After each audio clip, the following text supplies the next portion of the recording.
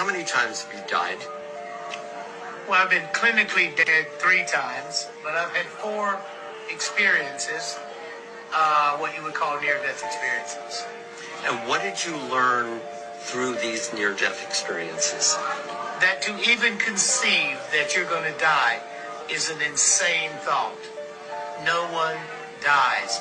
It will never happen. And after being a hospice volunteer for more than 45 years and being with more than 2,000 people going from this world to the next, I can tell you conclusively that you will never die.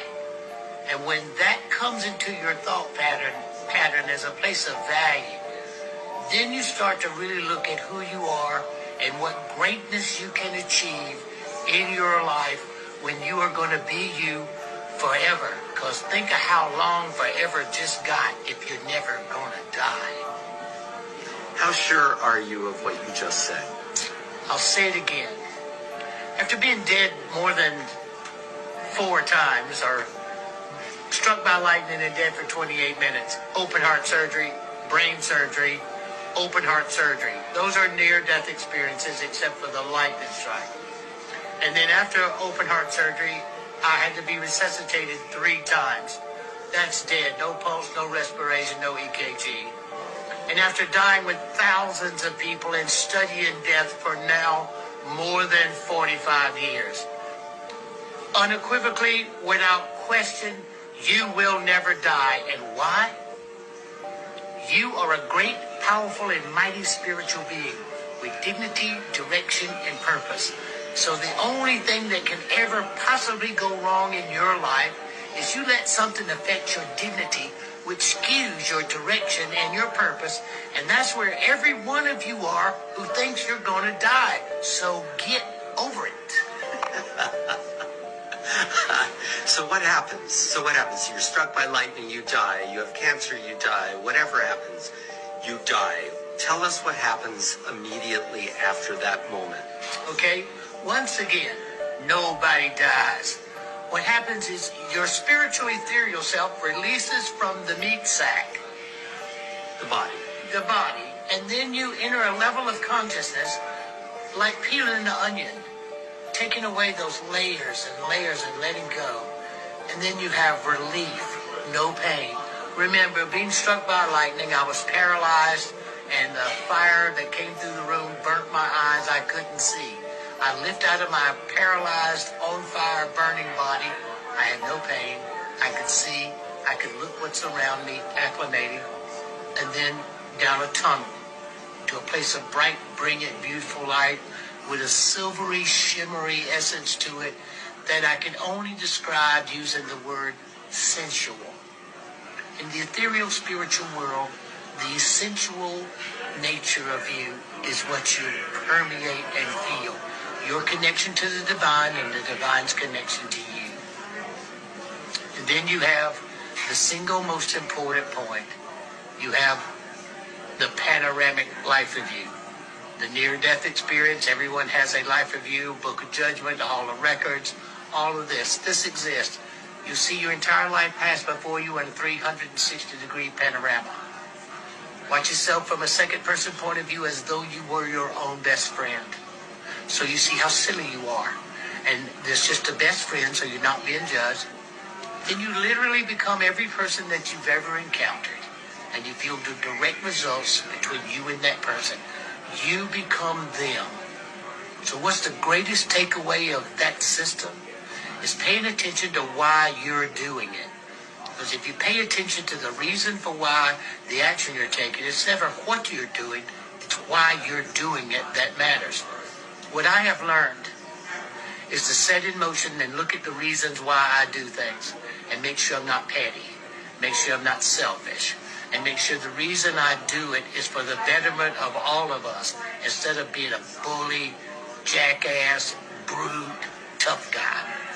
Always be smart, be loving, and be appreciative.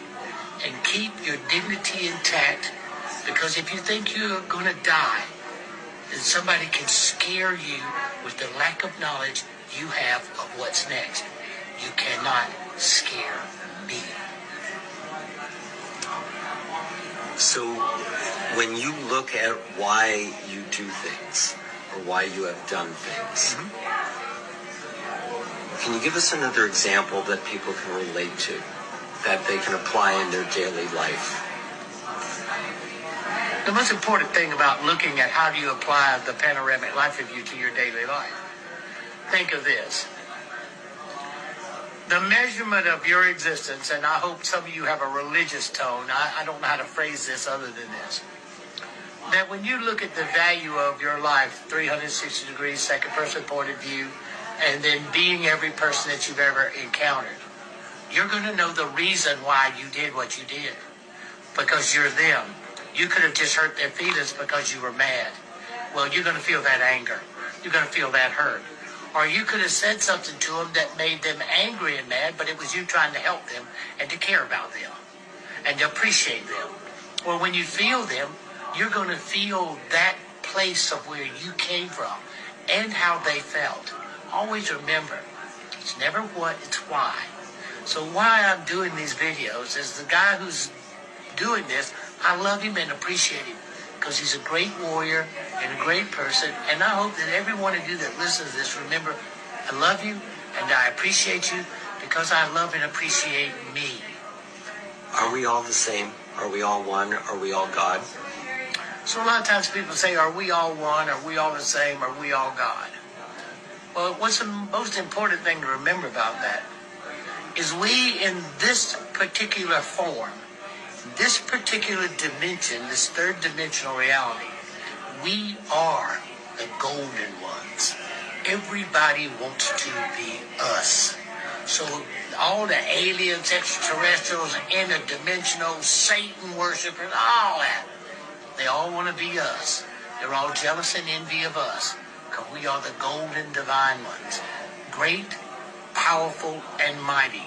Take time to look those three words up in the dictionary and apply them to who you truly are, a spiritual being with dignity, direction, and purpose. And remember, if you love and appreciate you because who you are, and I just said that, then the nature of being loved and appreciated is an automatic reflection of what I'm telling you to be the truth.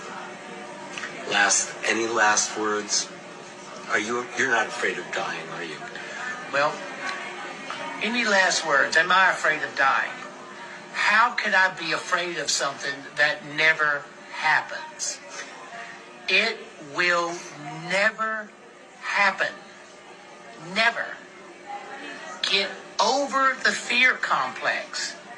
Get over it. It won't work once you take your last breath. And all that stuff you think's going to happen, pay attention to the near-death experience. Don't believe everything you hear people say. And remember, people are describing them in their own unique ways. But take from it the fact that they have reached past the boundary of what we call the end and reached into what we truly know is the journey back home. We come from there here. And we go home when we finish this job. And we will do a series of videos on what the job is and what the reason for this job is and how do you get the best out of it. Danny and Frank Lee, how do people find out more about